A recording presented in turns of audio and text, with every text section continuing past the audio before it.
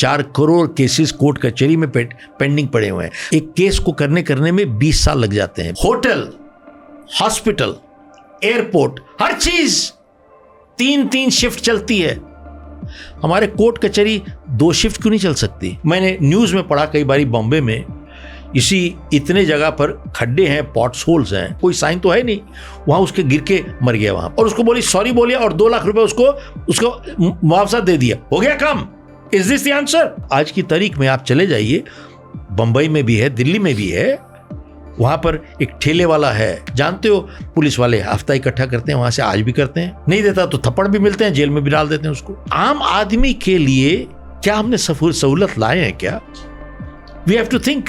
India की self help motivation में सबसे ज्यादा बिकने वाली बुक के ऑथर आज हमारे साथ हैं, शिव खेरा। इन्होंने बुक लिखी है यू कैन विन। इन्होंने वर्ल्ड के बहुत सारे टॉप ऑर्गेनाइजेशन, टॉप लीडर्स को ट्रेन किया है to become the best in the world. उसी के बारे में हमने आज बात करने की कोशिश करी है इनसे कि कैसे आप और मैं एक लीडर का माइंडसेट बना सकते हैं, एक विनिंग मेंटालिटी कर सकते हैं और अपने सारे चैलेंजेस को पार करके हम दुनिया में कॉम्पिटिटिव एडवांटेज पा सकते हैं। Enjoy the show, and before you enjoy the show, you know कि राजशमानी क्लिप्स एंड राजशमानी शॉर्ट चैनल को जाके सब्सक्राइब कर लो, क्योंकि हो सकता है ये पॉडकास्ट आपको बहुत लंबा लगे, तो इसके लिए छोटी छोटी क्लिप्स में डेली रिमाइंडर जैसे हम आपको याद दिलाते हैं कि आप एक बेहतर लीडर कैसे बन सकते हैं। For that subscribe to Raj Shamani clips and Raj Shamani shorts. Enjoy today's show.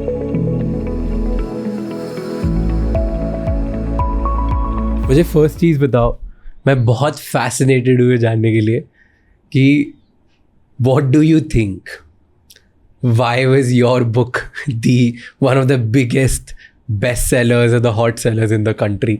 मतलब इतनी कितनी बिक गई बुक, ऐसा क्यों हुआ? व्हाई डू यू थिंक ऐसा क्या लिखा था? You can win, I am talking about that. जहाँ जाओ और आज भी बिकते जाती है, आज भी you go to airport, mostly non fiction, self help, management, business, हर जगह अलग अलग कैटेगरीज में रखी रहती है, पर वो बिकती ही जा रही है, बहुत टाइम हो गया। एंड मैं उसके बारे में सुन रहा हूँ जब मैं कॉलेज में था। तो ऐसा क्या है, व्हाट डू यू थिंक कि क्यों बिकती है? राज, इस वजह से बिकती है क्योंकि मैं ज़्यादा पढ़ा लिखा नहीं हूँ। मेरी एकेडमिक्स है, I am BCom 3rd division, failed in my 10th, तो इसलिए ज़्यादा पढ़ा लिखा नहीं हूँ। इसलिए ना ही मैं PhD हूँ, दो I have been offered PhD a couple of times, जो मैंने रिफ्यूज़ कर दिया है, ना मैं MBA किया हुआ है। तो इसलिए जो मैं लिखता हूँ दैट इज़ रोज़ की, जो हमारी रोज़मर्रा की जो ज़िंदगी है उसको मैं एड्रेस करके लिखता हूँ। और हम लोग, मैं भी खुद बहुत प्रॉब्लम से गुजरा हूँ अपनी ज़िंदगी में। हम लोग की कोल माइंस थी, सरकार ने ले ली, नेशनलाइज कर दिया, तो उसके बाद हम सड़क पे चले आए। सड़क पे चले आए का मतलब सड़क पे चले आए ना। मैंने कोल माइंस इनहेरिट की थी, मैंने कोई क्रिएट तो की नहीं थी। तो कुछ परिवारों के पास पैसे थे, हमारे पास नहीं थे। मेरे फादर की डेथ हो गई थी जब मैं कॉलेज में था, और I was just married 4 weeks. तो मुझे याद है साल के बाद मेरी बेटी पैदा हुई, तो मेरे पास 10 रुपये नहीं थे उसके लिए, दूध लाने के लिए। तो मैंने अपनी मदर की ज्वेलरी जाके बेची उसका। उसके बाद मैंने 3 काम करने की शुरू किए बिना पैसे के, तीनों में फेल हो गया। फिर 1975 में नवंबर 13 मैं इंडिया छोड़ के चला गया, कनाडा गया पहले। तो टोरंटो में, क्योंकि ज़्यादा पढ़े लिखे नहीं थे तो कुछ था नहीं वहाँ पर, तो हम लोग एक अपार्टमेंट रेंट किया, ज़मीन पे सोते थे वहाँ पे। तो बाल्टी लेके घर घर जाके मैं गाड़ी साफ़ करता था। 1.5 साल 2 साल मैंने यही किया। तो उसके बाद टोटली बाय एक्सीडेंट मैं दिन के time to supplement my income, दिन में गाड़ियाँ साफ़ करता था और शाम को मैं वैक्यूम क्लीनर बेचता था घर घर जाके। और तभी totally by accident I got into selling life insurance. Okay. लेकिन मेरे हिसाब से सेलिंग लाइफ इंश्योरेंस मेरे को एक परमात्मा ने शायद कैसे भेंट दी। That was the best thing that ever happened to me in my life. क्यों कह रहा हूँ ये? क्योंकि दुख की बात यह है, आज की तारीख में हर पेरेंट, माँ बाप और टीचर अपने बच्चों को यही सिखाते हैं, बेटा 2 लफ्ज़ सिखाते हैं, सफल बनो और जीतो। सफल बनो, जीतो। 2 लफ्ज़, सफल और जीत, सफल और जीत। इसी success and win are 2 words. लेकिन जिंदगी सिर्फ सफलता और जीत की तरफ नहीं जाती है। जिंदगी में हारते भी हैं हम लोग और गिरते भी हैं हम लोग, असफल भी होते हैं। So we have never taught our children to how to fail and how to lose, but failing and losing is a reality. ये तो होता ही है जिंदगी में, लेकिन क्योंकि सीखे नहीं उन्होंने कभी हैंडल करना, तो जब असफलता आती है और हारते हैं हम जिंदगी में, इनको मालूम नहीं है कि कैसे उसको संभालना है, कैसे हैंडल करना है। इसलिए आज की जनरेशन देखिए, they go into deep depressions, they commit suicide. This is sad, but this is reality because they have never learned how to fail and how to lose. और लाइफ इंश्योरेंस बेचना दुनिया में सबसे कठिन काम है। Okay. More than selling anything. गाड़ी बेचो, घर बेचो, जाके आप टेलीफोन बेचो, डिफरेंट है। आप चीज हाथ में पकड़ सकते हो। इसी लाइफ इंश्योरेंस तो आप खाली बात कर रहे हो और एक कागज का टुकड़ा मिलता है आपको मालूम नहीं है और मरने के बाद कुछ मिलेगा आपको। Nobody knows. That is one of the toughest sales in the world is selling life insurance. क्यों इजी होना चाहिए ना, क्योंकि डर पे बेच रहे हो।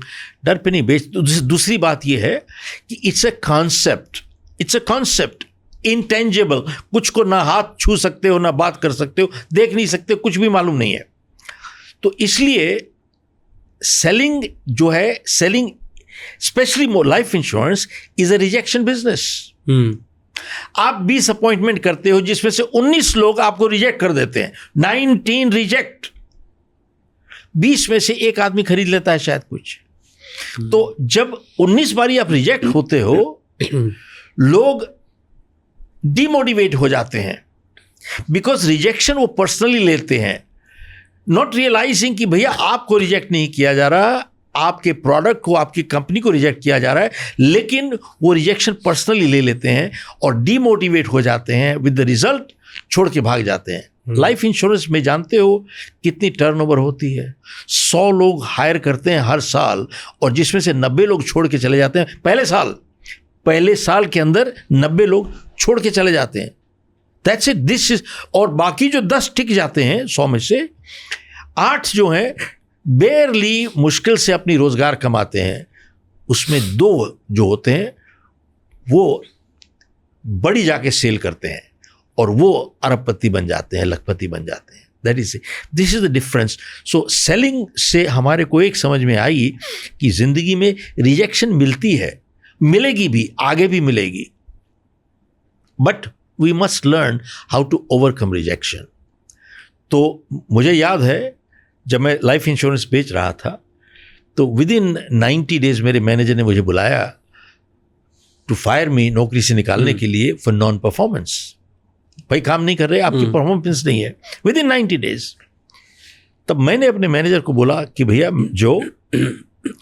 मैं पढ़ा लिखा नहीं हूँ, मैं डॉक्टर नहीं, इंजीनियर नहीं, अटर्नी, अकाउंटेंट नहीं हूँ, बीकॉम 3rd डिवीजन मेरी क्वालिफिकेशन है, मेरे को एक हैंडीकैप है, तो how do you expect performance out of me? मेरे से तुम कैसे सोचते हो कि मैं इतना प्रोड्यूस कर दूंगा? तो जैसे मैंने उसको बोला ये, राज मेरे को बहुत कड़क के उस दिन उसने बोला, और बाद में मेरी समझ में आई कि जब इतने उसने जोर से मुझे बोला था, गुस्सा नहीं था, एक तकलीफ थी उसके अंदर भी, देख के कि एक जिंदगी कैसे खराब हो रही है। तो मेरे को कहता है you shut up and listen to me, बहुत जोर से बोला मुझे, और मेरे को कहता है कि तुम जैसे लोग सिर्फ अपनी जिंदगी नहीं बल्कि अपने परिवार की जिंदगी भी बर्बाद करते हो। और कहता है कि तुम्हारे पास ये नहीं है कि तुम पढ़े लिखे नहीं हो, तुम्हारी समस्या है कि तुम्हारा नजरिया जिंदगी में बहुत गलत है, खराब है। एंड कहता है हैंडीकैप किसके पास होता है? डॉक्टर, इंजीनियर, अटर्नी, अकाउंटेंट, उनके पास हैंडीकैप है, तुम्हारे पास कैसे है? तो मैंने कहा भैया मैंने तो कभी सोचा ही नहीं, सुना ही नहीं कि उनके पास हैंडीकैप है। बोले दुनिया में कहीं जाके देख लो, उन सब ने अपना क्षेत्र चुन लिया है, वकील है, अकाउंटेंट है, इंजीनियर है, उन सब ने अपना क्षेत्र चुन लिया है। जनरली ट्रू, वो तो फंसे पड़े हैं। तो मेरे को कहता है कि तुमने अपना क्षेत्र नहीं चुना, तुम नहीं समझ सकते, तुम्हारे लिए तो दुनिया वेट कर रही है। तो मैंने कहा भैया मैंने तो ऐसा कभी सोचा नहीं। तो मेरे को कहता है कि अब तुम्हारी नौकरी से छुट्टी हो गई, अब जाके सोचते रहो, तुम्हारे पास बहुत टाइम है। इसमें मुझे 3-4 क्वेश्चंस हैं, ठीक है। पहला क्वेश्चन था, आपने बोला कि रिजेक्शन के ऊपर, कि बहुत लोग हैं लाइफ में, वो कभी भी रिजेक्ट होते हैं, कभी भी कुछ भी छोटा सा इंसिडेंट होता है तो वो छोड़ जाते हैं, वो भाग जाते हैं। तो वो खुद के साथ तो अन्याय करते ही करते हैं, अपने परिवार वालों के साथ भी अन्याय करते हैं, अपने आसपास वालों के साथ भी अन्याय करते हैं, राइट। तो उस रिजेक्शन को डील कैसे करें? मतलब हमें कोई सिखाता तो है नहीं है, ना हमें स्कूल में सिखाया जाता है, ना हमें घर में सिखाया जाता है। हमें ये सिखाया जाता है कि जीतो, सफल बनो, बट कोई सिखाते नहीं कि फेलियर कैसे होता है, रिजेक्शन कैसे होता है, तो कैसे इसको करें, राइट। इनफैक्ट आप जैसे यंग लोगों की बात कर रहे थे अभी, मैंने ये देखा है कि मेरे साथ खुद के साथ भी इतनी छोटी छोटी चीज़ों पे रिजेक्शन फील होता है और हम मन में बना के बैठ जाते हैं। मैं आपको एग्जाम्पल देता हूँ। मैं स्कूल में, बहुत छोटा सा एग्जाम्पल है, ठीक है, मैं स्कूल में कैच खेलता था बच्चों के साथ, 9th-10th में होगा, ब्रेक लगता था हमारा 10 मिनट का, उसमें कैच खेलते थे, टीम्स बनती थी। अब टीम बनी है, 10 लोग सामने, 10 लोग इधर है। अगर 10-12 चांस में मेरे पास अगर बॉल नहीं आती थी तो मुझे लगता था कि मुझे रिजेक्ट कर दिया जा रहा है। मेरे दोस्त लोग ना मुझे इंक्लूसिव नहीं फील करा रहे, मैं शायद मैं अच्छा खेलता नहीं हूँ, शायद ये मेरा दोस्त नहीं बनना चाहते, और फिर मैं सेल्फ डाउट बना लूँगा कि यार मैं तो अच्छा ही नहीं हूँ। बिल्कुल ठीक बात। फिर जैसे मैं बड़ा हुआ, मैं कॉलेज में गया था तो इंटर्नशिप के लिए अप्लाई कर रहा था। इंटर्नशिप के लिए अप्लाई करने गया था, मैं एक ऑफिस में बाहर बैठा था, वहाँ पे शायद 10-12 लोग बैठे होंगे, मैं दूसरा या तीसरा बंदा था, लेकिन बाकी लोग मुझसे बाद में आए और उन्हें मुझसे पहले बुला लिया गया, राइट।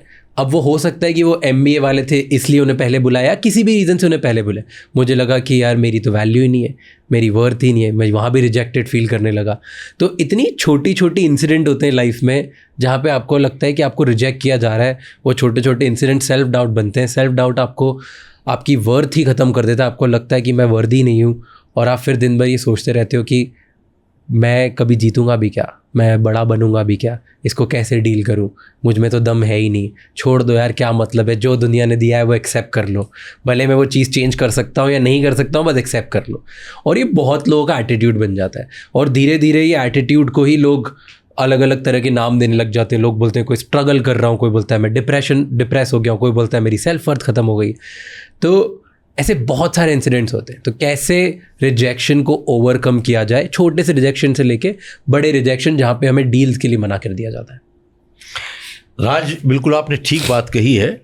जैसे आपने बॉल का कैच की बात बताई कि 10 उधर हैं 10 इधर हैं, आपके पास बॉल नहीं आ रही है या कोई फेंक नहीं रहा है, तो आदमी कहता है साहब ये मेरे को एक्सक्लूड करना चाहते हैं, ये चाहते नहीं कि मैं गेम खेलूं, and they don't like me. यही चीज़ एक ले जाती है आदमी को, एंड आदमी एक अकेलापन महसूस करता है, बल्कि के अंदर हीन भावना आ जाती है। दे फील इन्फीरियर, अंदर के अंदर हीन भावना आ जाती है। तो बात ये है कि सिर्फ आप नहीं हैं, मैं भी जब स्कूल में कॉलेज में जा रहा था तो ऐसी भावना हर एक के अंदर कभी न कभी आती है, कोई इंसान ऐसा नहीं जिसके अंदर नहीं आती है। अब बात यह है कि हमारे अंदर ये भावना क्यों आती है? जब अपने अंदर एक कमी महसूस होती है इंटरनली अंदर में, अगर मैं इंटरनली अपने आप में कमी नहीं महसूस करूंगा मैं, तो मेरे को कोई फर्क नहीं पड़ता यहाँ पर बॉल भेजे ना भेजे, कोई आए ना आए, कोई मिले ना मिले, इट मेक्स नो डिफरेंस, क्योंकि मैं अंदर अपने आप में भरपूर हूं, भरपूर, आई एम कंप्लीट। मैं इनकम्प्लीट नहीं हूं, अधूरा नहीं हूं, मैं भरा पड़ा हूं।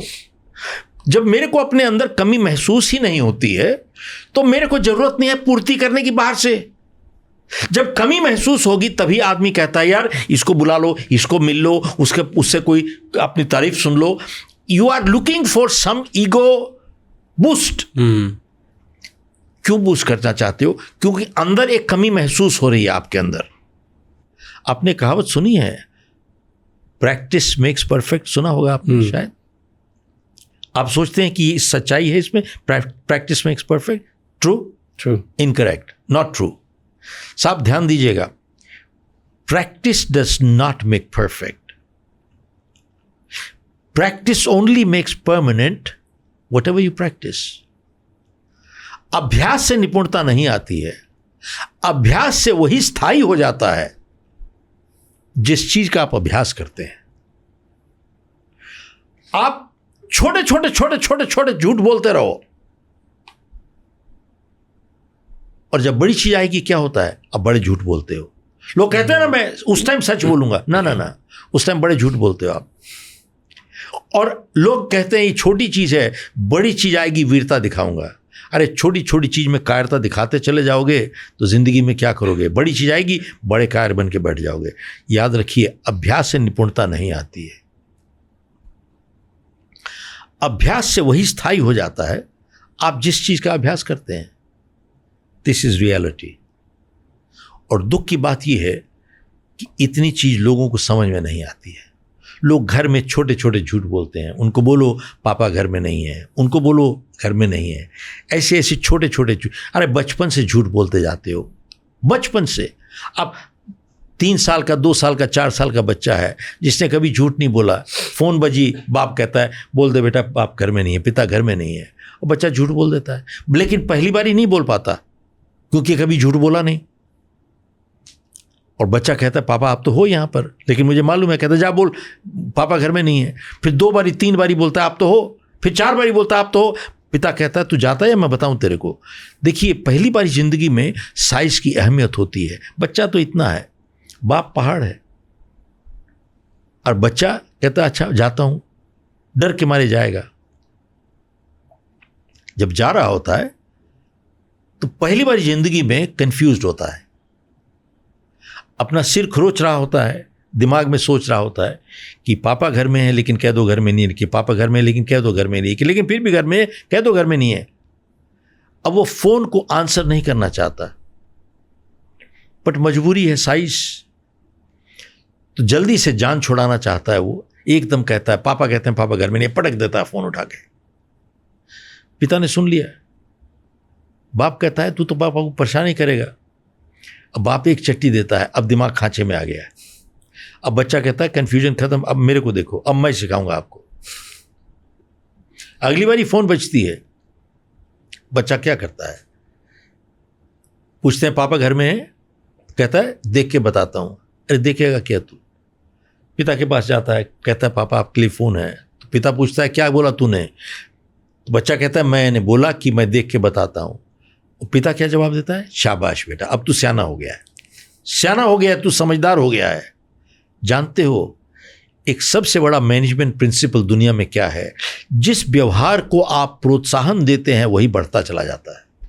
आप अच्छी चीज को बढ़ावा दोगे वो बढ़ेगा, बुरी चीज को बढ़ावा दोगे वही बढ़ेगा। अब देखो, पिता कहता है गुड बॉय, अच्छा बच्चा है तू, समझदार हो गया है। Good boy is a reward, एक प्रशंसा है। This is appreciation. Yes. Child feels good to do bad. Child feels good to tell lies. He feels good. और आप देखें, what is he building? Not self-esteem, pseudo self-esteem, बनावटी, नकली चीज. He feels good. और देखें बचपन से ये बच्चा छोटे छोटे छोटे छोटे छोटे छोटे छोटे छोटे झूठ छोटे से झूठ बोल रहा है। और जब बड़ा होता है, इसने किस चीज का अभ्यास किया? झूठ बोलने का। और जितनी अब झूठ बोलने में ही निपुण हो गया साहब।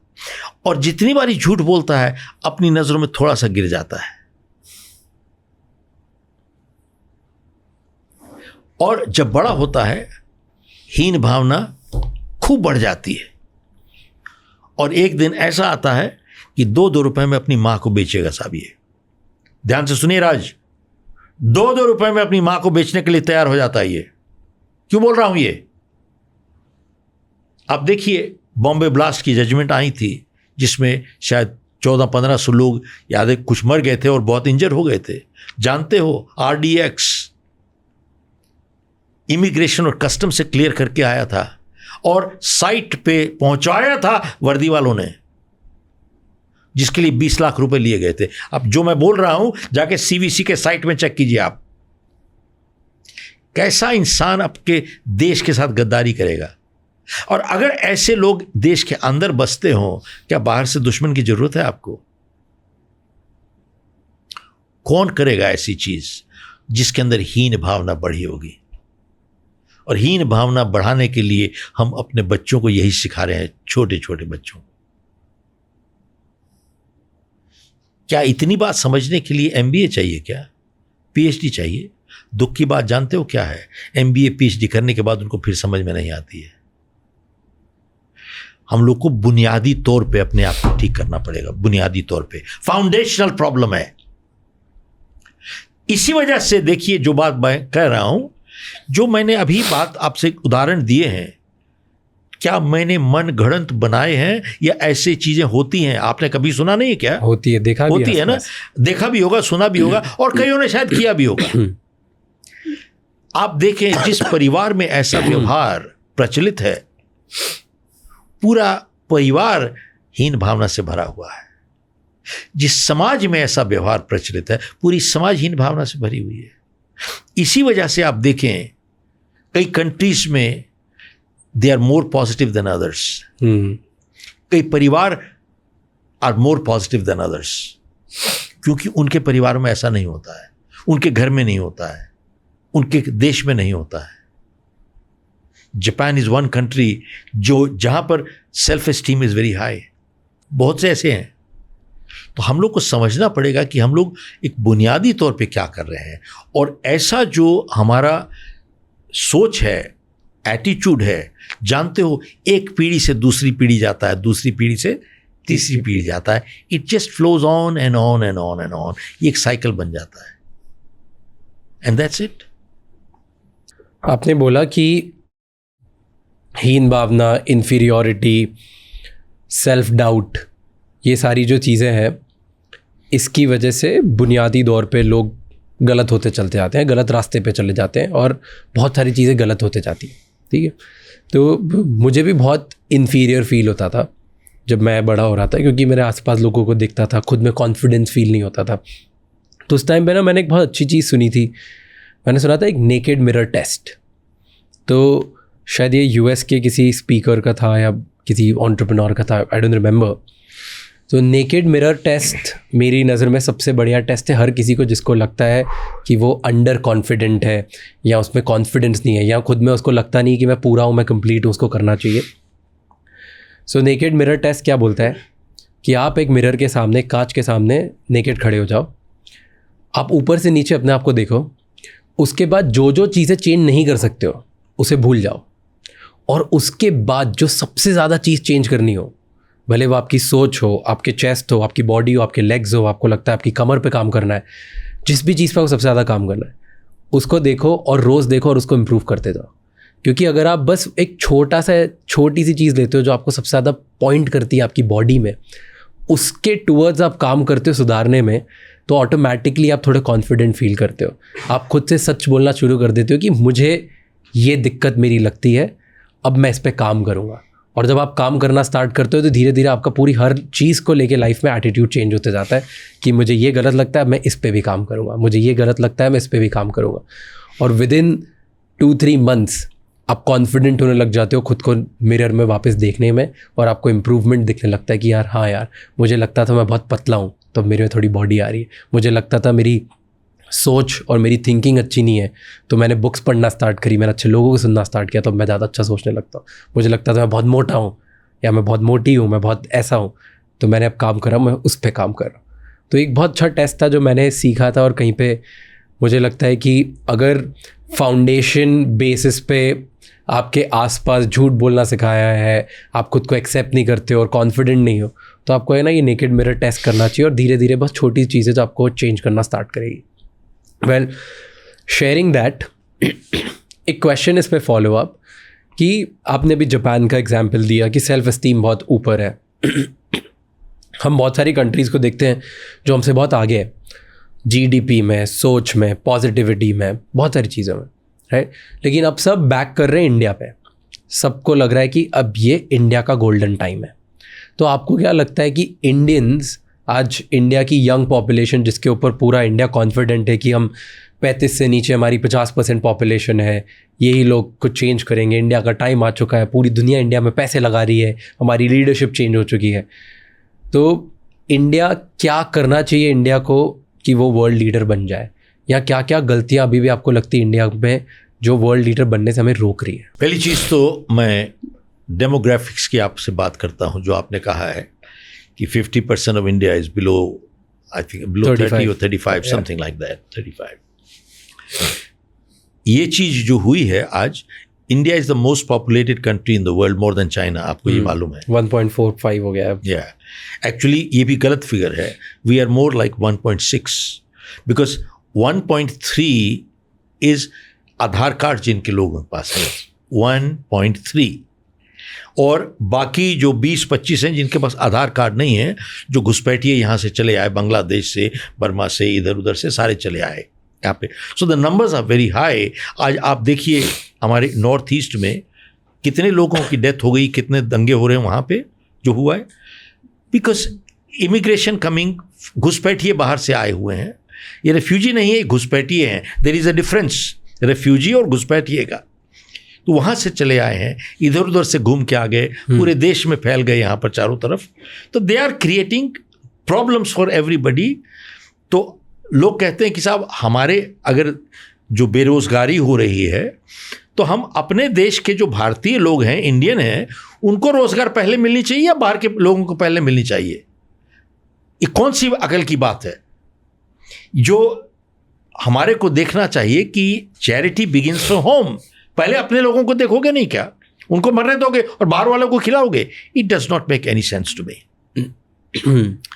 और जहां तक आपने कहा है जीडीपी बढ़ रही है, एक बात बताऊं आपको, हम now we are amongst the top 5 countries in the world with the GDP with in third, and probably हमारा 4th नंबर आने वाला है और 3rd भी आ जाएगा, कोई ऐसी बात नहीं है। बट मैं आपसे राज एक चीज पूछना चाहता हूं कि जीडी क्या दिखाती है? जीडीपी क्या दिखाती है? जीडीपी दिखाती है कि आपके देश के अंदर ये total gross product, GDP, gross domestic product is so much, बढ़ रहा है 5%, 6%, 7%, इट डजंट मैटर। सवाल ये है कि 1.6 billion people in the world are living here. तकरीबन this is almost 20% of the world population. 20%, almost 20% of the world population. और India के पास we have only 2% of the fresh drinking water and only 2 to 4% of the land, cultivable land that we have. और हमारी GDP बढ़ रही है और अब हम सोच रहे हैं कि $5 ट्रिलियन इकोनॉमी हो जाएगी, फलाना हो जाएगा। It doesn't matter. आज $3.5 ट्रिलियन की इकोनॉमी है हमारी। You know something, and today the highest growth of GDP is in India. ये भी आज सही बात है। बाकी कंट्रीज की 1%, 2% है, किसी की माइनस हो रही है, हमारी आज पॉजिटिव है। इट इज क्लोज टू 5-6% और whatever that happens to be. But you know that is not impressive to me. क्यों? What is impressive, what is not impressive is because 6% GDP से 99% of the GDP जो grow कर रही है, किसके पास जा रही है? Less than 5% or 10% of the people in this country. 90%, 99% of the GDP growth जो हो रही है, किसके पास जा रही है? Total less than 100-200 families in this country. अरे भाई, जो बड़े बड़े बिजनेस हाउसेस हैं, अडानी है, अंबानी है, दूसरा है, तीसरा है, चौथा है, जिसके पास है, मेजर जीडीपी की जो ग्रोथ हो रही है, किसके पॉकेट में जा रही है? आम जनता के पास तो 0.1% भी नहीं पहुंच रहा है। We have to start thinking कि गरीबी इससे दूर नहीं होने वाली है। We have to make sure that there is equitable distribution of wealth. और इक्विटेबल डिस्ट्रीब्यूशन का ये मतलब नहीं है कि आप फ्री बांटना चालू कर दो, बिजली फ्री दे दो, फलाना। साहब, किसी को कोई चीज़ भी फ्री दिया जाता है, उसकी कभी औकात, वो कीमत नहीं मानी जाती है, उसकी रिस्पेक्ट नहीं है। लोग बल्कि अगर किसी देश को बर्बाद करना हो तो आप सबको फ्री बांटना चालू कर दो और सब आलसी हो जाएंगे, काम नहीं करेगा। आप आज देखिए तमिलनाडु में वो जयललिता थी, उसने सबके घरों में उसने इतने किलो चावल, इतने किलो आटा, इतने किलो फलाना, सब। आज की तारीख में तमिलनाडु में इंडस्ट्री बंद हो रही है, वहाँ पर काम करने वाला आदमी नहीं मिल रहा है, क्योंकि घर बैठे हुए सारे। ये हाल है। और फिर मजे की बात देखिए, टेक्सटाइल इंडस्ट्री वहाँ से बहुत उठ के टर्की चली गई, बांग्लादेश चली गई। वो मेरे क्लाइंट हैं, I have done programmes for them. That's how I know. तो कहते हैं कि साहब लेबर ही नहीं मिलती है, कोई काम करने का राजी ही नहीं है। तो क्या किया उन्होंने, बिहार यूपी से लेबर लेके आ गए। अब बिहार यूपी से लेबर लेके आ गए तो बहुत बढ़िया हो गया, लेकिन प्रॉब्लम, सबसे बड़ी समस्या क्या है, लैंग्वेज प्रॉब्लम है। यहाँ पर उनको तमिल समझ नहीं आती, उनको हिंदी समझ नहीं आती। अब बात, उन्होंने स्कूल खोले हैं जी सिखाने के लिए, लैंग्वेज सिखाने के लिए। देखिए कैसा देश कर दिया हम लोगों ने, what kind of a country, कि बिटवीन केरला एंड तमिलनाडु आप बॉर्डर में चले जाओ, 5 किलोमीटर इधर 5 किलोमीटर इधर, उनकी लैंग्वेज किसी को मालूम नहीं है, दे कांट कम्युनिकेट एक्सेप्ट वो 5-7 किलोमीटर बीच में एक दूसरे का कम्युनिकेट कर सकते हैं, बाकी कम्युनिकेट नहीं कर सकते। ये कैसा देश बना दिया हम लोगों ने। Is this the kind of country we want to live? बात यह है, हम लोग को देखना पड़ेगा कि जीडीपी जो है किस तरीके से फैल रही है, कैसे ग्रोथ हो रही है और किस तरीके से बांट रहे हैं हम लोग सबको। That is a very crucial factor, we need to understand that. और अब छोटी सी चीज, मेरे को इन्होंने बुलाया था CNN में, न्यूज वालों ने, on the talk show on this issue जो उड़ीसा में एक्सीडेंट हुआ है। बोले साहब मैकेनिकल फेलियर था, इलेक्ट्रॉनिक इंटरलॉकिंग सिस्टम था, फलाना था। उन्होंने वहाँ पर हरी बत्ती दिखा दी, दोनों में हरी बत्ती दिखा दी, इसलिए चल पड़ा। तो मांग रहे थे, रेजिग्नेशन मांग रहे थे इसका, for the politician, for the minister. Railway क्या होना चाहिए रेलवे मिनिस्टर का? तो मेरे से पूछ रहे थे कि क्या होना चाहिए, ये तो मैकेनिकल फेलियर है, उसकी क्या गलती है? मैंने कहा भैया एक बात बताऊं आपको, आप जो अपनी जिम्मेवारी नहीं लेना चाहते ना ज़िंदगी में, तो ऐसी बातें करते हो कि मैकेनिकल फेलियर। आज टेक्नोलॉजी इतनी बढ़ चुकी है, आप देखिए हम लोग की कारें जो हैं आज, दे आर सो सोफिस्टिकेटेड। किसी कोने में अगर मेल फंक्शन होती है ना गाड़ी के अंदर, तो एकदम अंदर अलार्म बज जाता है और ड्राइवर को 2 मिनट मालूम हो जाता है कि कहाँ पे क्या प्रॉब्लम हो गई। अब इसी तरीके से इलेक्ट्रॉनिक जो सिस्टम है वहां पर भी अगर 2 जगह पर इकट्ठे ग्रीन हुआ तो that means there is a malfunction, और अंदर कंट्रोल रूम में उसकी अलार्म बजा हुआ होगा, 100% बजा होगा। इसका मतलब ये है, या तो जहां अंदर जो बैठा था वो सो रहा था, काम नहीं किया, देखा नहीं, इग्नोर किया, या उसको क्या किया उसने। We must find out what happened. खाली इतना बोलना कि सिस्टम फेल हो गया, that is not the answer. We have to understand कि भैया एक्सीडेंट तो होते रहते हैं। आप छोटी सी देखिए, मैंने न्यूज़ में पढ़ा कई बारी, बॉम्बे में इतने जगह पर खड्डे हैं, पॉट्स होल्स हैं, और कई लोग बारिश के टाइम में उनको मालूम नहीं पड़ता क्या है, कोई साइन तो है नहीं, वहाँ उसके गिर के मर गया वहाँ पर। अब एक बात बताओ, उसकी क्या गलती है? जब पानी में वो सड़क पे जा रहा है, सड़क के बीच में खड्डा है और कोई साइन नहीं है, और खड्डे को बंद नहीं किया किसी ने। आप और मैं आज गलती करते हैं, राज, आप आज गलती करते हैं, इनकम टैक्स वगैरह अगर ठीक तरीके से नहीं देते या प्रॉब्लम है, साहब क्या होगा, आपको नोटिस आएगा, नोटिस के बाद आप जेल जाओगे, कोई बचाने वाला नहीं है, आप जेल जाओगे उस टाइम। आप एक बात बताइए कि इस तरीके से ये नेग्लिजेंस करके एक खड्डा छोड़ के पॉट होल छोड़ दिया, उसमें आदमी मर गया, और उसको बोली सॉरी बोलिए और 2 लाख रुपए उसको मुआवजा दे दिया, हो गया काम। Is this the answer? Tell me, is this the answer? जिसने उसको खड्डा छोड़ा है, कॉर्पोरेशन है, एमसीडी है, कोई है, किसी ने गलत तो कुछ नेग्लिजेंस किया है, तो साहब उसको क्यों नहीं पकड़ते, उसको नौकरी से क्यों नहीं निकालते, उसको काम से क्यों नहीं निकालते? और नॉट ओनली दैट, उसको निकालना चाहिए, उसके बॉस को, उसके सुपरवाइजर को, उसके सुपरवाइजर को भी निकालना चाहिए। क्योंकि अगर इसने काम नहीं किया तो उसकी जिम्मेदारी किसकी है? उसके बॉस की है। उसने नहीं किया तो उसके बॉस की है। somebody has to go।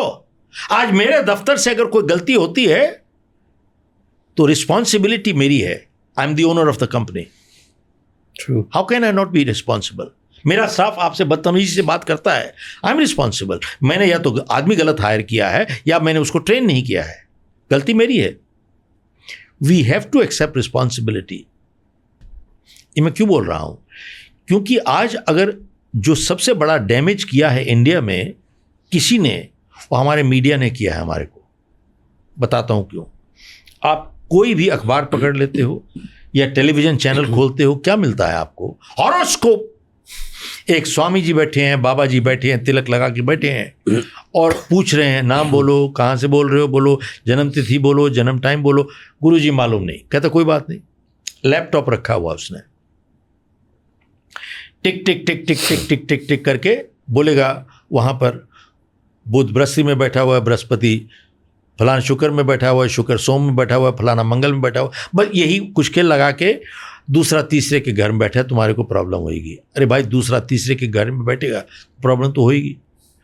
अब फिर बोलेगा मंगलिक मंगलिक मंगलिक मंगलिक, फिर उसका उपाय, फिर शनि चढ़ गया तुम्हारे पर। अब शनि चढ़ गया, अब शनि चढ़ गया तो घबरा गया, सुनने वाला काँप रहा है। तो शनि को उतारने का उपाय क्या है? बोले उपाय ये है कि एक काला रुमाल लो, उसमें काली दाल डालो, काला काजल लगाओ, काला बर्तन खोजो, काला कुत्ता खोजो, घूमो। इस तरीके से यही कुछ लोग कर रहे हैं। मैं आपसे एक बात पूछना चाहता हूं कि शनि को उतारना चढ़ाना इतना आसान है तो भेजो शनि को पाकिस्तान, सारे टेररिस्ट को मरवा दो यार। अगर शनि को उतारना चढ़ाना इतना आसान है तो भेजो शनि को लद्दाख चाइना से लड़वा दो। पूछ रहा हूं कि आपसे एक बात बताओ, शनि परमानेंटली इंडिया में क्यों रहता है? ऑस्ट्रेलिया में नहीं जाता, न्यूजीलैंड नहीं जाता, वहां का भी शनि नहीं चढ़ता, किसी का कोई शनि नहीं है वहां पर। मैं आपसे क्यों बात कह रहा हूं ये? क्योंकि अगर आप स्वामी विवेकानंद की जीवनी पढ़ें, स्वामी दयानंद की जीवनी पढ़ें, गुरु नानक की जीवनी पढ़ें, उन्होंने कभी जिंदगी में इन चीजों पर यकीन नहीं किया, कभी नहीं किया। आप देखें, सिख परिवारों में कोई पत्री नहीं मिलाते, सिख परिवार में कोई मंगलिक नहीं होता, सिख परिवारों में कोई शुभ मुहूर्त नहीं निकलता शादी का। हर सिख शादी कब होती है? संडे को होती है। इनफैक्ट गुरु नानक जी इन सब ने दे फॉट अगेंस्ट सुपरस्टिशन, अंधविश्वास। देखिए, विश्वास इंसान को ताकत देता है, अंधविश्वास इंसान को कमजोर बनाता है। और मार लोग घूम रहे हैं इधर उधर, बाबा जी पांव पकड़ रहे हैं, बाबा जी गुरुजी, बाबा जी गुरुजी। अब बाबा जी क्या करें, बाबा जी क्या करें, बाबा जी क्या करें? एक बाबा कहता है बेटा प्रीत करो, प्रीत करो।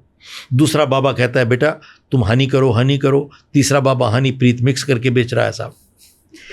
एक मैंने देखा टेलीविजन के ऊपर कि इतने हजार लोग आए हुए थे, बता रहे हैं अपनी समस्या।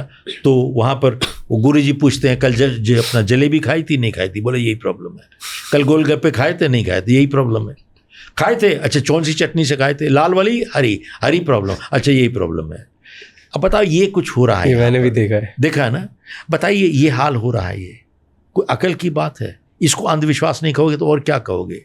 देखिए, we have to accept responsibility. जिंदगी में एक चीज याद रखिए राज, सिर्फ आदमी ऊपर नहीं जाता, ऊपर नीचे भी आता है। हर इंसान नीचे भी आता है। और जिस इंसान ने कहीं जाना होता है जिंदगी में, जब उतार आता है वो एनालाइज करता है, सोचता है, पहचानता है और एनालाइज करके सोचता है कि अगर दोबारा से ऐसी समस्या फिर से आ जाए तो मैं क्या करूंगा। अगर उसका जवाब ये है कि यही कुछ करूंगा जो मैंने किया, मतलब कुछ सीखा नहीं। और अगर वहां से कुछ सीखता है तो अगली बारी वो कहता है कि मैं नहीं करूंगा ऐसी चीज। ही टेक्स रिस्पॉन्सिबिलिटी, जिम्मेवारी उठाता है। लेकिन जिसने जिंदगी में कहीं कुछ नहीं करना, जब उतार आता है ना जिंदगी में, जानते हो क्या कहते हैं? है मेरी गलती नहीं है, मेरे सितारे मेरे को फेवर नहीं कर रहे साहब, मेरे स्टार मुझे फेवर नहीं कर रहे। They will blame the stars. जिम्मेवारी खुद नहीं उठाएंगे वो, नेवर। एक आदमी को मैंने देखा 10 उंगलियों में अंगूठी पहने हुए थे साहब। मैंने कहा 10 नीचे भी पहनी है क्या? What is going on? मैं एक बारी एयरपोर्ट जा रहा था तो अचानक ड्राइवर ने जोर से ब्रेक मारी, गाड़ी रुक गई। तो मैंने कुछ पूछा, भैया क्या हो गया? बोले साहब बिल्ली रास्ता काट गई। तो मैं क्या, अब क्या होगा?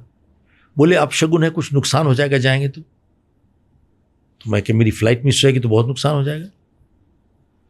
तो मैंने उसको पूछा कि मैंने कहा भैया गाड़ी कब तक रोकोगे? कहता जब तक कोई दूसरी गाड़ी नहीं निकल जाए। तो मैंने कहा उसका नुकसान हो जाएगा। बोले उसकी प्रॉब्लम है, उसकी समस्या है। तो मैंने उसको एक छोटी सी बात पूछी कि मैंने कहा भैया एक बात बताओ, मान लीजिए आप 15 गज पहले होते और बिल्ली निकल चुकी होती, और अगर आपने बिल्ली को ना देखा होता, उस हालात में तो आप ही की गाड़ी पहले चलती, तो आपकी गाड़ी पहली होती, तो फिर क्या होता? सुनने वाली बात है राज। कहता क्या है? कहता है उस हालत में बिल्ली की पावर कम हो जाती है। बिल्ली की पावर कम हो जाती है। आप हंस रहे हो, पढ़े लिखे PhD MBA यही कुछ कर रहे हैं साहब। देखो, मैं आस्था की रिस्पेक्ट करता हूं, इज्जत करता हूं, लेकिन आज बहुत से लोग मंदिरों में जाते हैं आस्था की वजह से नहीं, डर की वजह से। ये नहीं करोगे ये हो जाएगा, ये नहीं करोगे ये हो जाएगा, ये नहीं करोगे ये हो जाएगा, ये नहीं करोगे। अब बताओ ये हो क्या रहा है? ऐसे जिंदगी में कभी ऊपर जाता है आदमी क्या? You never go like this. आज की तारीख में 50% वोटिंग होती है, तो बाकी लोग वोट करने क्यों नहीं जाते? तो उनके दिमाग में एक चीज आती है कि साहब किसको वोट दिया जाए। 50% जो हमारे लेजिस्लेटर्स हैं, पार्लियामेंटेरियंस हैं, उनके क्रिमिनल रिकॉर्ड्स हैं। क्रिमिनल रिकॉर्ड्स, मैं नहीं बोल रहा, अखबार बोल रही है, क्रिमिनल रिकॉर्ड्स हैं। तो बोले कि साहब जाके वोट किसको दें, हम किसको दें? तो क्या करते हैं? अगर वोट नहीं देते तो अच्छे नागरिक नहीं है, वोट देते हैं तो किसको जाके देंगे? तो क्या करते हैं? या तो जात के ऊपर ठप्पा मार देते हैं, या उनमें से सबसे कमजोर क्रिमिनल जो है उसको जिता देते हैं। अब देखिए राज, जो सबसे कमजोर क्रिमिनल जीत गया, अब क्या हुआ? अब उसको पावर मिल गई। जो सबसे कमजोर क्रिमिनल था, अब सबसे वो बलवान क्रिमिनल हो गया। अब साहब, अब वो स्ट्रॉन्ग क्रिमिनल बन गया। ये डेमोक्रेसी है क्या? Is this democracy? I just have a question कि अब नहीं लगता कि अब लीडरशिप में चेंज हो रहा है? क्योंकि अभी मैं थोड़े दिन पहले ना कैबिनेट देख रहा था, कैबिनेट मिनिस्ट्री के बारे में पढ़ रहा था, और मैंने चेंज देखा। बहुत सारे अब हमारे कैबिनेट में जो लोग हैं वो काफ़ी पढ़े लिखे हैं, काफ़ी उनके पास अच्छी अच्छी डिग्रीज है, उनके पास बहुत एक्सपीरियंस है। खुद जैसे मैं देख रहा था ministry of small business and entrepreneurship, वो पहले खुद एक इन्वेस्टर रह चुके हैं, खुद एक स्टार्टअप ओनर रह चुके हैं, और फिर वो बने मिनिस्ट्री, रेलवे मिनिस्ट्री, राइट। वो बहुत ही ज़्यादा बड़े बड़े कॉलेजेस से, वर्ल्ड के रिनाउंड कॉलेजेस से पढ़ चुके हैं। देन आप दूसरे और जितने भी देखो, मिनिस्ट्री ऑफ ट्रांसपोर्ट, बहुत सारी डिग्रीज है उनके पास, बहुत पढ़े लिखे हैं। तो अब जो मिनिस्ट्री बन रही है, मैं सिर्फ टॉप लेवल की भी बात कर रहा हूँ क्योंकि मैंने भी सिर्फ जो थोड़ा पढ़ा उसके लेवल पे, तो मैंने देखा कि बहुत सारे लोग बहुत ही वर्ल्ड के अच्छे कॉलेजेस से पढ़े हुए आए हैं, बहुत एक्सपीरियंस्ड हैं। वो पहले खुद बहुत बड़े या तो कैपिटलिस्ट रह चुके हैं, या बहुत बड़े एजुकेटर रह चुके हैं, इकोनॉमिस्ट रह चुके हैं, उसके बाद वो अब मिनिस्टर्स बन रहे हैं। तो अभी लगता है आपको अब ये चेंज हो रहा है और ये धीरे धीरे बढ़ते जाएगा?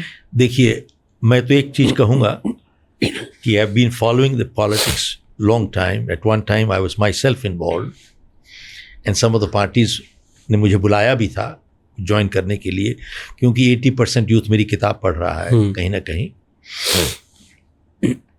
लेकिन छोटी सी एक बात मैं कहना चाहूँगा आपसे कि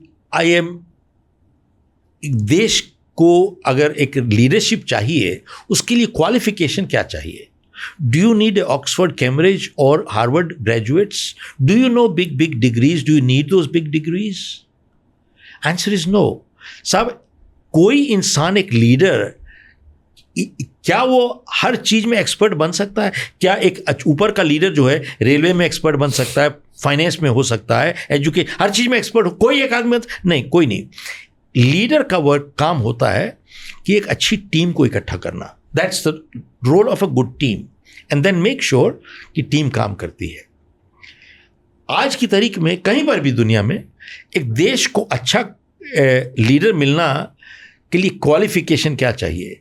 क्वालिफिकेशन एक ही चाहिए कि देश का हित अपने हित से ऊपर रखो। That's good enough. एंड बहुत सी चीज़ें इस देश में अच्छी हो सकती हैं और कुछ हुई भी हैं, जैसे आर्टिकल 370 हटा है, बहुत अच्छा हुआ है।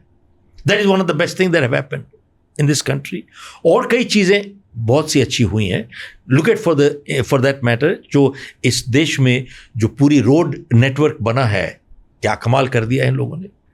ट्रांसपोर्ट मिनिस्ट्री ने जो काम किया है पूरे देश में, जो 70 साल में नहीं हुआ, आज इन्होंने 5 साल में कर दिया है. सो ऐसा है कि कहीं कहीं और छोड़िए, 1 करोड़ टॉयलेट्स बन गए इंडिया में, छोटी चीज नहीं है. एंड पूरे महिला को विलेजेस में, रूरल एरिया में जो रहती हैं, वहां पे सबसे बड़ी चीज, मैं इनको इसका बल्कि श्रेय दूंगा मोदी जी को, कि जिन्होंने इतना ये सोचा है कि they need dignity and respect, can't go to the bathroom. 70-75 साल से किसी ने सोचा नहीं ये सब.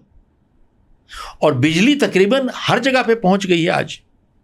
सो बहुत सी चीजें अच्छी हुई हैं, ऐसी बात नहीं है, लेकिन क्या उस लेवल तक हुई हैं जितना होना चाहिए? Answer is no. बहुत सी चीज अभी कमियां हैं, बहुत सी चीज कमियां हैं. और क्या ये दूर हो सकती थी? आंसर इज यस, हो सकती थी. नहीं हुई. क्यों नहीं हुई? आप देखिए, कई कानून बन गए. वक्फ बोर्ड का कानून बना. आज किसी जगह चले जाइए, बोल दे वक्फ बोर्ड की जमीन है, बात खत्म होगी. आपके पास रिकॉर्ड्स नहीं है. ये क्या तरीका है? रिजर्वेशन जात के ऊपर बैठी हुई है. ये सही है क्या? इसी तरीके से बैठे रहेंगे सारी जिंदगी? अभी इलेक्शन देखिए पीछे हुई है, वहां पर सिर्फ और based on religion. This is not the way. लोग रिलीजन इमोशन जगाते हैं कि किसी तरीके से इमोशनली हमारे को वोट मिल जाए, लेकिन बात यह है, इमोशन से रात को पेट नहीं भरता, रोटी नहीं मिलती है भाई. इसलिए वो थोड़ी दूर तक जाएगा, आगे नहीं ले जाएगा आपको. ये गिमिक्स हैं, इससे काम नहीं होता है. आज की तारीख में आप देखिए, 3.5 करोड़ 4 करोड़ केसेस कोर्ट कचहरी में पेंडिंग पड़े हुए हैं. 35% सीट खाली पड़ी हुई है. 3.5-4 करोड़ केसेस पेंडिंग पड़े हुए हैं कोर्ट कचहरी में. एक केस को करने में 20 साल लग जाते हैं, 20-25 साल. जानते हो, ईमानदार सच्चा आदमी कोर्ट कचहरी जा ही नहीं सकता, क्योंकि उसको सजा मिलती है. ईमानदार आदमी को सजा मिलती है आज कोर्ट में जाने से. और जो क्रिमिनल है मौज कर रहा है साहब, उसको कोर्ट प्रोटेक्ट कर रही है. Is this justice? Is this the way it ought to be? मैं ये कह रहा हूं, समाधान है. समाधान क्या है? आपके जरिए मैं एक छोटा सा समाधान देता हूं. आप एक छोटी सी बात बताइए, 20-25 साल केस क्यों रुका हुआ है? होटल, हॉस्पिटल, एयरपोर्ट, हर चीज 3-3 शिफ्ट चलती है. हमारे कोर्ट कचहरी 2 शिफ्ट क्यों नहीं चल सकती? पूछ रहा हूं आपसे, 2 शिफ्ट क्यों नहीं चल सकती? सुबह से 8 बजे से लेकर 4 बजे, 4 से लेकर 12 तक. और आपके पास, आपको एक बिल्डिंग बनाने की जरूरत नहीं, बिल्डिंग ऑलरेडी पड़ी हुई है. You don't need any more infrastructure. कोई पैसे इन्वेस्टमेंट करने की जरूरत नहीं है. All you need is people जजेस. आपको 160 करोड़ लोगों में जज नहीं मिलता यार? आपको जज नहीं मिलता क्या? 500-5000 आदमी नहीं मिलते आपको? क्या कर रहे हो आप? Don't you see what I am saying? Sir, समाधान है, रास्ते भी हैं. आज परेशान है, ठीक है, बाहर से इन्वेस्टमेंट आ रही है, लेकिन इंडिया से बहुत से लोग पैसे लेके बाहर भी जा रहे हैं, परमानेंटली एनआरआई बन रहे हैं. क्यों? अरे आप बाहर से मंगा रहे हो, अपने घर वाले क्यों जा रहे हैं बाहर से? यहां से सोचने वाली बात है. इंडिया टैक्स स्ट्रक्चर जो है, इनकम टैक्स इतना तेज है. दिखाते हैं कि दूसरे देशों में भी टैक्स है, लेकिन दूसरे देशों में जो सुविधाएं देते हैं अपने नागरिकों को, क्या यहां पे मिली हुई हैं क्या?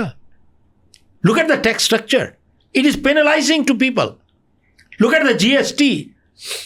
GST आपका ड्यू हो जाता है, पैसे देने पड़ते हैं आपको, चाहे पैसे मिले ना मिले. आप you have to pay tax on money that you have not received. GST. कहां पर ऐसा होता है that you have to pay tax on the money that you have not received? जानते हो, आप इनवॉइस रेज करते हो, आपको भी लागू होगा. इनवॉइस रेज करते हो, यू हैव टू पे जीएसटी. आपको पैसे नहीं मिले, 6 महीने के बाद आपको मिलेंगे. 6 महीने के बाद, और हो सकता है 6 महीने के बाद नहीं मिले. फिर क्या करोगे आप? आपने कहा फिर तो आज चले गए पैसे. और मान लीजिए आपको, अगर आपका प्रोग्राम कैंसिल हो जाता है और वो पैसे देते ही नहीं, प्रोग्राम ही कैंसिल कर देते हैं, तो आपको रिफंड लेना पड़ेगा ना. सरकार से रिफंड लेना आसान है, करके दिखाओ. सब मैंने भी भुगत चुका हूं 2-4. But you tell me one thing, बहुत सी जगह पर ये तो छोटी छोटी चीजें हैं, इनको अगर ठीक कर दिया जाए तो देश में एकदम फर्क पड़ जाएगा, बहुत फर्क पड़ जाएगा. We need to straighten out the system. Corruption भी हम लोगों को एट हाई लोअर लेवल हटानी पड़ेगी. आप आज की तारीख में आप चले जाइए, बंबई में भी है, दिल्ली में भी है, वहाँ पर एक ठेले वाला है और छाबड़ी वाला है, ठेले वाला है, वहाँ पर केले बेच रहा है, गोलगप्पे बेच रहा है, जो भी बेच रहा है. जानते हो पुलिस वाले हफ्ता इकट्ठा करते हैं, वहाँ से आज भी करते हैं. तो क्या चेंज किया, क्या हुआ? What is a change? वो तो आज भी परेशान है वहाँ पर. नहीं देता तो थप्पड़ भी मिलते हैं, जेल में भी डाल देते हैं उसको. तो आम आदमी के लिए क्या हमने सहूलत लाए हैं क्या? We have to think. आप और हमारे से कोई गलती होती है, वी आर ऑनेस्ट पीपल, गलती होती है, हमारे को क्रिमिनल चार्ज लग जाता है. तो बाकी गवर्नमेंट में अगर ऐसी गलती होती है तो क्यों नहीं क्रिमिनल चार्ज लग जाता है और उनको जेल भेजो? Why you having to separate set of rules? Fair. Do you see what I am saying to you? Yeah. Okay, I have last two questions for you. Okay. One is on कि आप इतनी countries में जाते हो, इतने सारे countries को देखते हो, पढ़ते हो, वहाँ पे आपने प्रोग्राम भी किए, वहाँ के लोगों को भी समझा है, राइट? तो मुझे ये बताओ कि हम इंडिया दूसरे जो हमसे ज़्यादा डेवलप्ड या जो ज़्यादा बेटर किसी एंगल्स में है हमसे, जो दूसरी कंट्रीज़ हैं, उनसे हम क्या सीख सकते हैं? चाइना से क्या सीख सकते हैं? अमेरिका से क्या सीख सकते हैं? जापान से क्या सीख सकते हैं? या कोई भी ऐसी कंट्री जिनकी सक्सेस या फेलियर से इंडिया को कुछ सीखना चाहिए? What do you believe in? देखिए, कोई दुनिया में कोई ऐसी कंट्री नहीं है जहां पर सही और गलत दोनों नहीं है. मेरे को 45 साल हो गए अमेरिका में रहते हुए. मैंने अमेरिका में बदलाव देखा है साहब. 45-50 साल मैं रह के मैं भी देख रहा हूं कि वहां कंट्री में कई चीज़ों में, वैल्यूज़ में, सिद्धांतों में, उसूलों में गिराव आया है. बहुत फर्क आया हुआ. ड्रग्स है. अब कैलिफोर्निया में आप देखो जाके, वहाँ से लोग भाग भाग के निकल रहे हैं कैलिफोर्निया से. क्यों निकल रहे हैं? क्योंकि वहाँ पर एक नया कानून निकला है कि $950 तक आप दुकान से कोई चोरी करके ले जाओ वहाँ से, और उसको क्राइम नहीं गिनते हैं साहब. ये तो स्टोर बंद हो रहे हैं वहाँ पर. वॉलमार्ट में, दूसरे स्टोरों में जाके लोग उठा के $900 का सामान उठा के भाग रहे हैं वहाँ से. This is foolishness. तो वहाँ पर कंट्री में गिरावट आई है साहब. तो बात ये है कि यस, जो पहले वर्क कल्चर थी वहाँ पे, वो बहुत, ये देश जो इस लेवल पे पहुंचे हैं, ये आज की इनकी मेहनत नहीं है. पिछले आप ये समझिए कि 150 साल का जो काम किया था, जो मैं सोचता हूं कि पिछले 20-25 साल के बाद बहुत नीचा गिरावट आई है, उन लोगों ने काम किया था. उनकी वैल्यूज फर्क थी. जानते हो, मैं एक नई किताब लिख रहा हूं रिलेशनशिप के ऊपर. 200 साल पहले वहाँ पर इन द वेस्टर्न वर्ल्ड तकरीबन there was no concept of love marriage. All marriages were arrange marriages. हाँ, कहीं ना कहीं समस्या जरूर होगी, लेकिन फिर भी टूटते नहीं थे, फिर भी they used to last. That means marriage came first, love came after. लेकिन आज की तारीख में in western world almost 100% marriages are so called love marriages. Means love पहले आता है और मैरिज बाद में आती है. लेकिन look at the divorce rate, 60-70% divorce rate, some places 90% divorce rate. There are problems, drugs, depressions, all this has gone up. कितना बढ़ गया वहाँ पे? उसको खुशहाली थोड़ी कहते हैं आप. हाँ, there are some countries that have progressed very well, and for instance there may be some problems वहाँ पर भी. Scandinavian countries, Norway, Sweden, Denmark, they are considered the happiest index in the world. जानते हो वहाँ पर लोग बहुत खुशी से टैक्स देते हैं. They are happy. Okay, and the last question I have is a question कि हम लोग बात करते गवर्नमेंट की, हम लोग डेमोक्रेसी की बात कर रहे थे. आपका एक्सपीरियंस रहा है कि आप एक पॉलिटिशियन बन गए थे या बनने वाले थे, आप रह रहे थे. तो What do you feel कि क्यों, पहले मुझे ये जानना है कि क्यों आपने डिसाइड किया कि मैं एक पॉलिटिशियन बनता हूँ, एंड फिर क्या हुआ ऐसा कि आप क्यों जीत नहीं पाए? आपको क्या लगता है कि कौन से रीजंस थे जिसकी वजह से you were not able to become और गेट व्हाट यू वांटेड? देखिए, मैं आपको एक छोटी सी बात बताऊं, वो ये है कि जो लोग कहते हैं कि साहब मैं सामाजिक सेवा करना चाहता हूँ लेकिन पॉलिटिक्स में नहीं जाना चाहता, पॉलिटिक्स बहुत गंदी गेम है। आप याद रखिएगा, गेम कोई गंदी नहीं होती, सिर्फ खिलाड़ी गंदे होते हैं, नंबर 1। और नंबर 2, लोग कहते हैं साहब मैं सोशल वर्क करना चाहता हूँ लेकिन पॉलिटिक्स से दूर रहना चाहता हूँ। सो मैं सवाल उनसे पूछता हूँ कि आप अलग कैसे रह सकते हो? जो पानी हम पीते हैं ये पॉलिटिक्स का नतीजा है, जो सांस हम लेते हैं air is result of politics, हमारे बच्चे जो एजुकेशन मिलती है उनको is the result of what? Politics. तो बात यह है, फर्स्ट ऑफ ऑल आप अलग रह नहीं सकते, how can you stay away? तो मेरे एक कोट कई जगह पे प्रिंट हुआ है, देश कभी चोर चक्कों की करतूतों से बर्बाद नहीं होता, जब भी अच्छे आदमी निकम्मे हो जाते हैं तभी देश बर्बाद होता है। That is the answer, that good people have to be involved in politics. अब मैं अपनी बात बता देता हूँ, मैं जब पॉलिटिकल पार्टी को हेड कर रहा था एंड ये नहीं कि लोगों ने सहयोग नहीं दिया मुझे, और ये भी लोग गलत कहते हैं कि अच्छे आदमी को कोई आने नहीं देता। अक्सर आपने सुना होगा अच्छे आदमी को कोई आने नहीं देता। साहब इतिहास में चले जाओ, पिछले 100, 200, 500, 1000 साल आज तक किसी ने किसी को आने दिया है? अगर आपके अंदर ताकत नहीं है आने की तो आके भी क्या करोगे? कुछ नहीं कर पाओगे। तो हमेशा you have to be strong to come up. And number 2 is, बहुत लोगों ने मुझे सहयोग दिया है, बट समवेयर मैं यही कहूँगा कि मेरे में थोड़ी कमी रह गई कहीं पर। मैं अपने आप को फिजिकली एंड फाइनेंशियली सस्टेन नहीं कर पाया, 2 थिंग्स। इस वजह से मैं अपने आप को विड्रॉ कर लिया, मैंने पुल किया। So physically and financially I could not hold sustain myself, और उसके बगैर हो नहीं सकता काम। And that's why I pulled out. Do you feel politics is very expensive to get into and become something? Maybe partly it is expensive, and physically also my health started hitting bad. Eventually I had some heart trouble, so I had to pull out at that point. Thank you so much, that was lovely. बहुत मज़ा आया आपसे बात करके, बहुत सारे varied topics पे बात करी। Thank you so much. I hope आपका एक्सपीरियंस भी अच्छा रहा हमारे साथ। I'm grateful. Thank you. Thank you. बहुत अच्छा। Thank you so much for watching today's show. I'm really grateful that you're watching this episode till now, because every view, every second that you watch and you invest in us, it makes us better. And to help us get even better, I would request you to please comment and let us know whether you want to see the kind of guest that you saw today.